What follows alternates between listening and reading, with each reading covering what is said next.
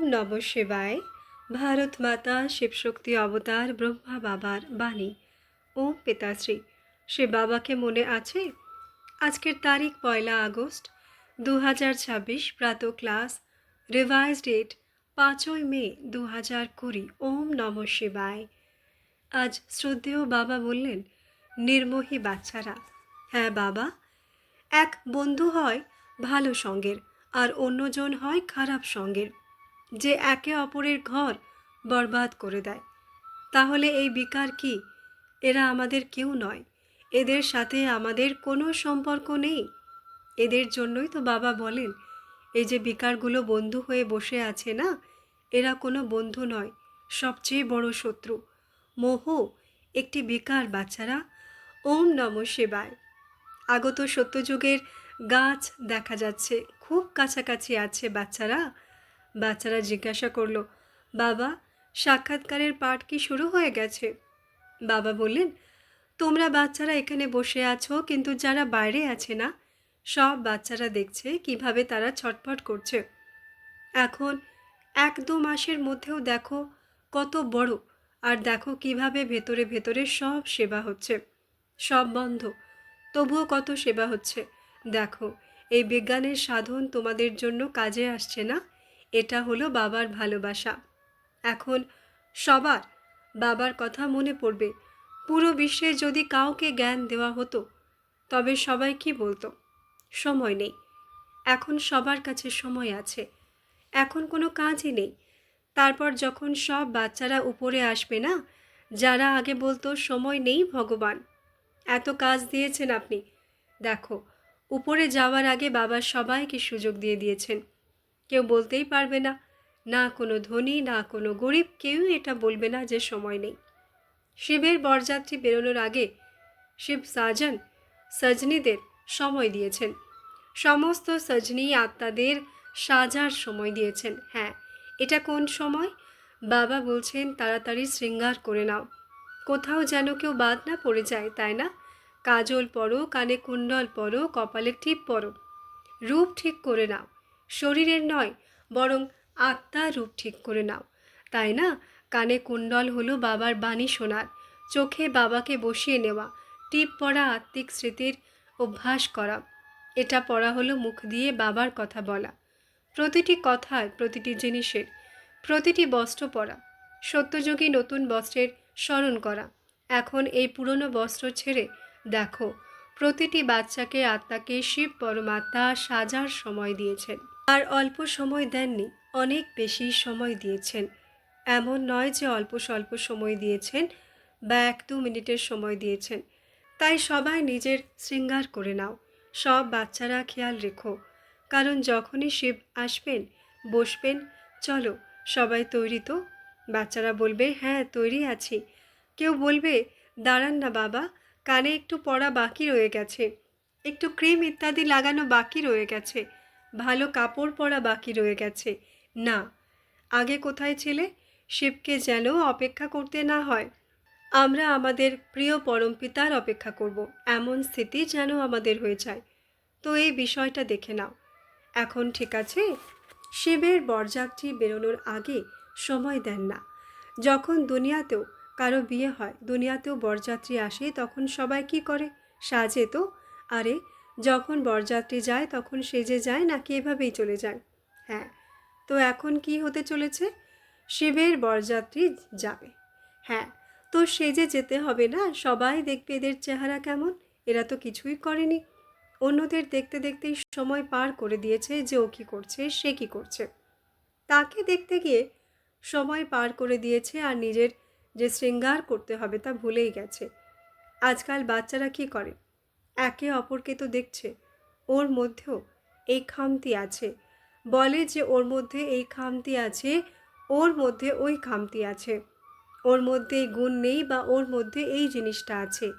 তার মানে তোমরা অন্যের শৃঙ্গার দেখছো, যে সে টিপ ঠিকমতো পড়েছে কি পড়েনি, সে কুণ্ডল ঠিকমতো পড়েছে কি পড়েনি। আর তোমরা নিজেরা তো কুণ্ডল পড়োইনি, নিজেরা তো টিপ পড়োইনি। তাহলে নিজের শৃঙ্গার কখন করলে? নিজেরটা কখন করলে? মনোযোগ কার দিকে যাচ্ছে? সবচেয়ে প্রথম কথা, আমাকে ভালো হতে হবে, আমাকে নিজের শৃঙ্গার করতে হবে, আমাকে নিজের শৃঙ্গার করতে হবে, সে নিজেরটা করুক। এটাই তো হয় না? সামনেই আত্ম অভিমানী হওয়ার আয়না রাখবে না, তখন অন্যের চেহারা কি আর দেখা যাবে? নিজেরটাই দেখা যাবে। যখন আমরা ভাববো আমরা আত্মা, বাহ আমি আত্মা, আমার দর্পণ আছে, দেখি আমার মধ্যে কোনো খামতি তো রয়ে যায়নি, তাহলে কি হবে? শৃঙ্গার করব। বাচ্চারা জিজ্ঞেস করলো, এখন করোনার খুব প্রকোপ চলছে, 2021 থেকে কি ভিড় খুব লেগে যাবে? বাবা বললেন সময় নেই। যদি বাবা বলেন যে কালকে ভিড় লাগতে চলেছে, তাহলে দেখো বাচ্চারা, যখন শৃঙ্গার সম্পূর্ণ হয়ে যায় না, তখন ঢোল বাজে। এখন প্রকৃতির ঢোল বাজবে, জানো তো? তারপর সে সবাইকে নাচাবে, ঠিক আছে? যতটা আত্মিক অভ্যাস করবে, ততটাই 5 বিকারের ওপর বিজয় প্রাপ্ত হবে। দেখো, এই 5 বিকার আমাদের নিজেদের তো নয়। পরমধামে কি ছিল? সূক্ষ্ম বতনে কি ছিল? ছিল না তো। যখন আমরা ছোট ছিলাম, গর্ভে ছিলাম, তখন কি ছিল? যখন বাইরে এলাম তখন কি ছিল? ছিল না তো। 1 বছর পর্যন্ত থাকে না। যেমন ধীরে ধীরে মা বাবার সুবাস আসতে শুরু করে, মা বাবার থেকে শেখে, তখন ধীরে ধীরে সেই বিকারগুলো ভেতরে চলে আসে।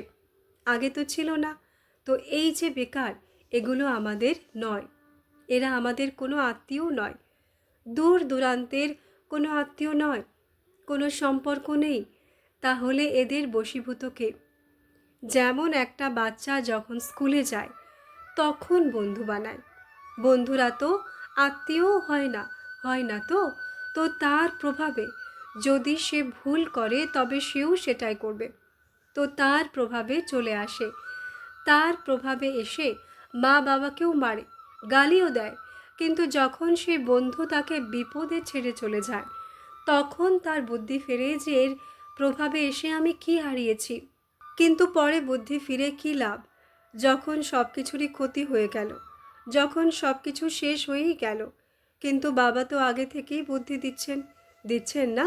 সেই যে বন্ধু ছিল, সে কি আত্মীয় ছিল? ছিল না তো। আত্মীয়রাও যারা সঠিক হয়, তারা ভেবে চিন্তে কথা বলে, কোনো ভুল শিক্ষা দেয় না। হ্যাঁ, এক বন্ধু হয় ভালো সঙ্গের, আর অন্যজন হয় খারাপ সঙ্গের, যে একে অপরের ঘর বরবাদ করে দেয়। তাহলে এই বেকার কি? এরা আমাদের কেউ নয়, এদের সাথে আমাদের কোনো সম্পর্ক নেই। আমরা আত্মাদের কোনো লেনা দেনা নেই। এদের জন্যই তো বাবা বলেন, এই যে বিকারগুলো বন্ধু হয়ে বসে আছে না, এরা কোনো বন্ধু নয়, সবচেয়ে বড় শত্রু। মোহ একটি শত্রু। বাঁদর কেমন হয়? বাঁদরের বাচ্চা তার মায়ের সাথে লেপ্টে থাকে, মোহ থাকে না। আমাদের বাঁদরের মতো হলে চলবে না, মন্দিরে বসার যোগ্য হতে হবে, ঠিক আছে বাচ্চারা? কোনো বাচ্চা বলল, কিন্তু বাবা, এমনটা বলে যে বন্ধু যারা বানায় সে নিজে যেমন, তাকে তেমনই বন্ধু মেলে। এমনটাই তো? বাবা বললেন, না, এমনটা একেবারেই নয়। আচ্ছা, একটা কথা বলো, দুনিয়াতে এমন এমন বাচ্চাও থাকে যারা খুব সরল হয়, যারা মা বাবার পালনায় বড় হয়, সেই বাচ্চারাই মা বাবার থেকে দূরে চলে গেল, আর তারা অন্য সঙ্গ পেয়ে গেল, ভুল সঙ্গ। তাহলে কি হবে? ধীরে ধীরে করে আবার ভুলের মধ্যে ফেসে যাবে, তাই না? এমন নয় যে যেমন হয় সে তেমনই পায়, না। কেউ এমনও হয়, কেউ কেমন হয়, কেউ কেমন বলে। কোনো এক খুব বিগড়ে যাওয়া বাচ্চাও থাকে, ঠিক আছে? তো সেই বাড়িতেও ঝগড়া বিবাদ মারধর সব কিছু করে, বিকারে ভরা থাকে। আর যখন সে তার মা বাবার থেকে দূরে যায়, তখন সে এমন একজন বন্ধু পায় যে তার পুরো জীবনকে বদলে দেয়। দুটো দিকই আছে, দিক দুটোই আছে।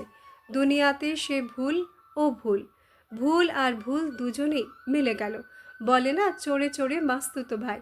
কিন্তু কোনো কোনো ক্ষেত্রে দুজন ভালো বন্ধুও মিলে যায়। এর মধ্যে অনেক কথা চলে আসে, অনেক দিক থাকে। যে বিগড়ে গেছে, সে এমন একজন বন্ধু পেয়ে যাবে যে তার পুরো জীবন বদলে দেবে। আর কেউ যে খুব ভালো, সে এমন কোনো বিগড়ে যাওয়া কাউকে পেয়ে যাবে যে তার পুরো জীবন বরবাদ করে দেবে। কে মন্দের সাথ দিল, তার মানে দুজনেই মন্দ। কিন্তু যদি কেউ মন্দের সাথ দেয়, তাকে শেখানোর জন্য কোথাও এমনটাও হয়। ধরে নাও কেউ একজন খারাপ ব্যক্তির সাথ দিচ্ছে, তার ভেতর থেকে ভালোবাসা আছে, সে তাকে শোধরাতে চায়, সে তাকে এমন যোগ্য বানাতে চায়, অনেক উঁচুতে নিয়ে যেতে চায়, তখন সে মন্দের সাথ দেয়। একেই বলবে লোহা দিয়ে লোহা কাটা। কিন্তু হ্যাঁ, যে তাকে শোধরাতে এসেছে সে যদি তার প্রভাবে চলে যায়, তবে সেটা ভুল হয়ে যায়। এর মধ্যে একটা দিক থাকে না, এর মধ্যে অনেক দিক থাকে, অনেক প্রকারের। যদি ধরে নাও কেউ খারাপ, তুমি ভালো, তুমি সাথ দিলে, তুমি হাত ধরে তার খারাপ দিকগুলো ছাড়িয়ে দিলে, তুমি তাকে নিজের মতো বানিয়ে নিলে, তবে তুমি নাম্বার 1 আত্মা তোমাকে বলা হবে। যদি তুমি তাদের মতো হয়ে যাও, তবে সেটা ভুল। আর বাবা কি? বাবা এখন কি করছেন? বাবা এসেছেন, বাবা তো এভার পিওর। তো বাবারও কেমন পাওয়া উচিত ছিল? এভার পিওর পাওয়া উচিত ছিল, কিন্তু উল্টো হয়ে গেল, সব প্যাঁচা মিলে গেল। প্যাঁচা এই কারণে বলা হলো কারণ প্যাঁচা উল্টো ঝুলে থাকে। তো বাবা যখন এলেন, তখন সব প্যাঁচাই পেল। সবচেয়ে বড় প্যাঁচা তো আমি নিজেই ছিলাম। ভাই, মিথ্যে কেন বলবো? একদম উল্টো ঝুলেছিলাম। বাবা এলেন, একটু হাত পা টানলেন, সোজা করে দিলেন। যার কাছে বাবার জ্ঞান নেই, সে প্যাঁচায়, উল্টো ঝুলে থাকা। যে বেকারে যায় সে প্যাঁচায়। বাবা যেমন সোজা করলেন, তখন বললেন, এখন যেমন তোমাকে সোজা করলাম না, একেও সোজা করো, ওকেও সোজা করো। কোনো কোনো প্যাঁচা তো এমন হয় যারা ডাল ছাড়েই না। আমরা সোজা হবই না, আমাদের উল্টো ঝুলে থাকতে খুব মজা লাগছে, আমাদের উল্টো ঝুলে থাকতে খুব ভালো লাগছে, আমরা সোজা হব না। তো বাবা বলেন, যখন এ সোজাই হচ্ছে না, তখন এর ওপর মেহনত কেন করা? চলো অন্য কাউকে ধরো, বলো চলো ছাড়ো ডাল, তোমাকে সোজা করে ঝোলাই। আমাদের বাবা এসেছেন সব প্যাঁচাদের সোজা করতে। ঠিক আছে, বুঝলে বাচ্চারা? কথা বলতে বলতে কোথা না কোথা থেকে কিছু না কিছু মিলেই যায়, যেতে যেতে আবার থেমে যায়। বাচ্চারা বলল, খুব মজা লাগে বাবা। বাবা বললেন, খুব মজা তো আমারও লাগে, কিন্তু বাচ্চাদের চিকিৎসাও চলছে। বাচ্চারা বললেন, বাবা তাড়াতাড়ি আসবেন। বাবা বললেন, হ্যাঁ তাড়াতাড়ি আসবো, আবার দেখা হবে। ঠিক আছে বাচ্চারা, সবাইকে স্নেহ স্মৃতি। যারা দেখা করছে তাদেরও, আর যারা দেখা করেনি তাদেরও। যারা দেখা করেনি তাদের ডবল স্নেহ স্মৃতি দিও, ঠিক আছে? আর যারা দেখা করেছে তাদের তো আছেই। হ্যাঁ, ঠিক আছে বাচ্চারা, সব বাচ্চাদের আদরের মিষ্টি বাবার তরফ থেকে স্নেহ স্মৃতি। বাচ্চারা বলল, বাবা সব বাচ্চাদের জন্য কোনো মেসেজ? বাবা বললেন, সবাইকে। বাবা তো তার এক একটি বাচ্চাকে খুব ভালোবাসেন। সবার প্রথমে বাবার ভালোবাসায় এত শক্তি আছে যে কোনো কিছুই অসম্ভব হতে পারে না। কাউকে যদি 7টি তালার ভেতরেও বন্ধ করে দেওয়া হয় না, আর যখন সে বাবার ভালোবাসা পাবে, সেই তালা কিভাবে খুলবে কেউ জানে না, তাই না?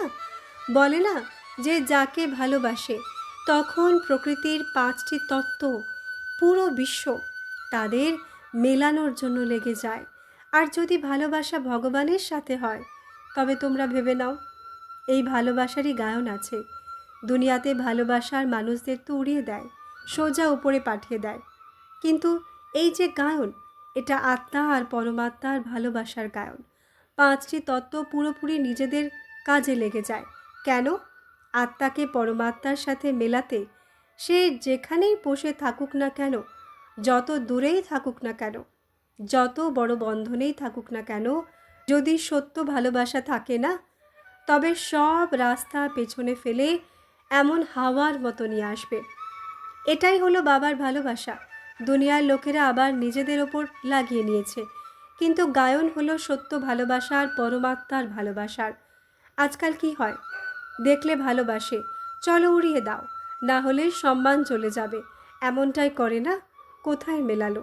মেলালো না তো। তো এই গায়ন আত্মা আর পরমাত্মার গায়ন। কেউ কি আটকাতে পারবে? শরীরকে ধরতে পারবে?